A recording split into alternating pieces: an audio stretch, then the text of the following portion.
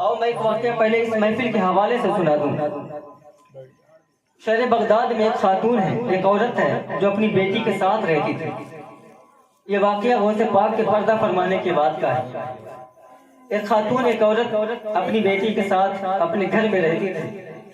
ایک دن اسے ایک آواز آئی، کوئی اعلان کر رہا تھا، کوئی پکار رہا تھا کہ آج خلیفہ بغداد کے محل میں محفل میلاد مصطفیٰ صلی اللہ تعالی علیہ وسلم کا انعقاد ہے۔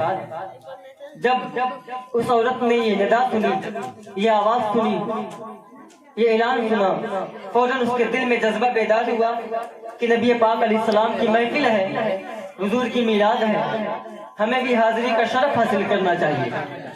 اس نے فوراً اپنی بیٹی کو کہا، بیٹی تیار ہو جاؤ، وضو کرو، نئے کپڑے پہنو، سنا ہے آج خلیفہ بغداد کے محل میں محفل میلاد مصطفیٰ صلی اللہ تعالی علیہ وسلم کے انعقاد ہے۔ وہاں بڑے بڑے علماء ہوں گے، بڑے بڑے ناطخواں ہوں گے، اور بیٹی تیار ہو جاؤ، ہم بھی چلتے ہیں، وہاں جا کر آقا کی نعتیں سنیں گے، آقا کے معجزات کے واقعات کو سنیں گے۔ وہاں بڑے بڑے ناطخواں ہوں گے جو آقا کی شان میں نعتیں پڑھیں گے، ہم بھی سنیں گے۔ وہاں بڑے بڑے علماء، بڑے بڑے مشائخ ہوں گے جو آقا کے معجزات کے واقعات کو بیان کریں گے، ہم بھی سنیں گے۔ اور بیٹی تیار ہو جاؤ۔ وہ ماں اور بیٹی دونوں وضو کرتی ہیں، نئے کپڑے پہنتی ہیں اور خلیفہ بغداد کے محل کی طرف روانہ ہو جاتی ہیں۔ جب خلیفہ بغداد کے محل کے پاس پہنچتی ہیں تو وہاں گیٹ کے پاس دو دربان کھڑے ہوتے ہیں، دو چوکیدار کھڑے ہوتے ہیں۔ ان چوکیداروں نے انہیں روک لیا، کہا تم کیوں آئی ہو؟ کہا ہم نے ایک منادی کی ندا سنی، کوئی اعلان کر رہا تھا آج خلیفہ بغداد کے محل میں محفل میلاد مصطفیٰ صلی اللہ تعالی علیہ وسلم ہے۔ ہم نے سنا ہے یہاں بڑے بڑے ناطخواں آئے ہیں، یہاں بڑے بڑے علماء آئے ہیں جو آقا کی نعتیں پڑھیں گے، ہم بھی حضور سے پیار کرتے ہیں تو ہم بھی آقا کی نعتیں سننے کے لیے، آقا کے معجزات کے واقعات کو سننے کے لیے آئے ہیں۔ ان درباریوں نے کہا کیا تمہارے پاس کوئی دعوت نامہ ہے اس محفل میں آنے کے لیے؟ کہا دعوت نامہ تو نہیں ہے۔ کہا اگر دعوت نامہ نہیں ہے تو تم واپس چلی جاؤ، یہاں بادشاہ کے خاص قریبی لوگ آئے ہیں، یہاں بڑے بڑے امیر ترین لوگ آئے ہیں، یہاں بڑے بڑے مقتدر لوگ آئے ہیں، اگر تمہارے پاس دعوت نامہ ہے تو تمہیں اندر جانے کی اجازت ہے، اگر دعوت نامہ نہیں ہے تو تم واپس چلی جاؤ۔ وہ ماں پریشان ہو جاتی ہے، رنجیدہ خاطر ہو جاتی ہے، وہ کہتی ہے تم ہمیں کیوں روکتے ہو؟ ہم بھی تو حضور سے سچی محبت کرتے ہیں نا، ہمارے دل میں بھی حضور کی سچی تمنائیں بچل رہی ہیں نا، تو تم ہمیں کیوں روکتے ہو؟ کہا نہیں، تمہارے پاس دعوت نامہ نہیں ہے، تم واپس چلی جاؤ۔ وہ ماں پریشان ہو جاتی ہے، اپنی بیٹی سے کہتی ہے او بیٹی ہم گھر چلتے ہیں، یہ امیر لوگ ہمیں حضور کی محفل میں نہیں جانے دیتے، آؤ ہم گھر چلتے ہیں، گھر جا کر حضور کی محفل کا انعقاد کریں گے۔ کہیں حضور کا کرم، حضور کا فضل، ان کی رحمتیں کہیں خلیفہ بغداد کے محل تک تو محدود نہیں ہے، ان کا کرم، ان کا فضل، ان کی رحمتیں ہمارے کچے مکان میں بھی ہو سکتی ہیں۔ آؤ بیٹی ہم گھر چلتے ہیں، گھر جا کر حضور کی محفل کا انعقاد کریں گے۔ وہ ماں اور بیٹی جاتی ہے، بیٹی ماں سے کہتی ہے اے ماں ہم دونوں ماں بیٹی میں یہ محفل میلاد کیسے منعقد ہوگی، یہ کیسے پاسبل ہے، یہ کیسے ممکن ہے؟ ماں کہتی ہے بیٹی تجھے گھبرانے کی ضرورت نہیں ہے، جو بھی مجھے آقا کی نعتیں یاد ہیں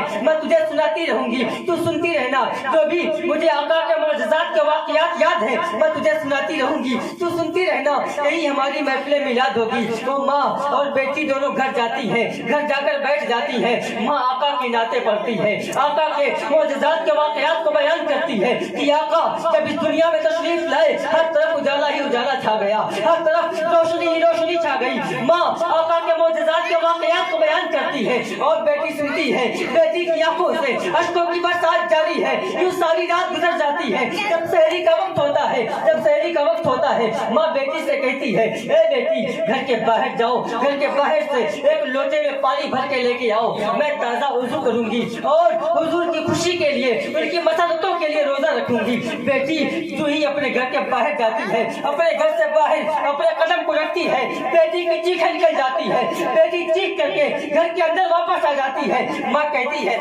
اے بیٹی تو کیوں چیخ رہی ہے، کیوں چلا رہی ہے، تجھے کس چیز نے ڈرایا ہے؟ بیٹی کہتی ہے ماں باہر آ کر دیکھو تو صحیح کون آیا ہے۔ ماں کہتی ہے ہمارے کچے مکان میں کون آ سکتا ہے، ہمیں تو امیر لوگ اپنی محفلوں میں نہیں جانے دیتے، ہمارے کچے مکان میں کون آ سکتا ہے؟ بیٹی کہتی ہے نہیں ماں باہر آ کر देखो तो सही कौन आया है। एक सफेद दाढ़ी वाले बुजुर्ग हैं, एक नूरानी वाले बुजुर्ग हैं, एक नूरानी चेहरे वाले बुजुर्ग आए हैं। माँ बाहर आती है, क्या देखती है, माँ की चीखें निकल जाती है। क्या देखती है कि गौस आजम पीराने पीर गौस आजम दस्तगीर आए हैं और कहती है, ए गौस आजम आप हमारी महफिल में आए, कैसे आना होगा, कैसे आना होगा। और क्या देखती है गौस आजम उसकी दहलीज को चूम रहे हैं, उसकी चौखट को चूम रहे हैं। माँ कहती है, ए गौस आजम आप हमारी दहलीज को चूम रहे हैं, क्यों चूम रहे हैं, क्यों चूम रहे हैं। गौस आजम फरमाते हैं, अरे देखती नहीं अभी मदीने वाले आए थे, आका आए थे, आमिना का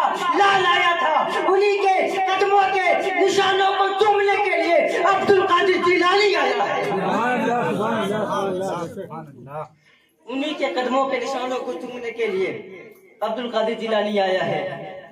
ये महबूब की महफिल है, इसे महबूब ही सजाते हैं और आते हैं वही जिनको महबूब बुलाते हैं, आते हैं वही जिनको महबूब बुलाते हैं। मेरे भाइयों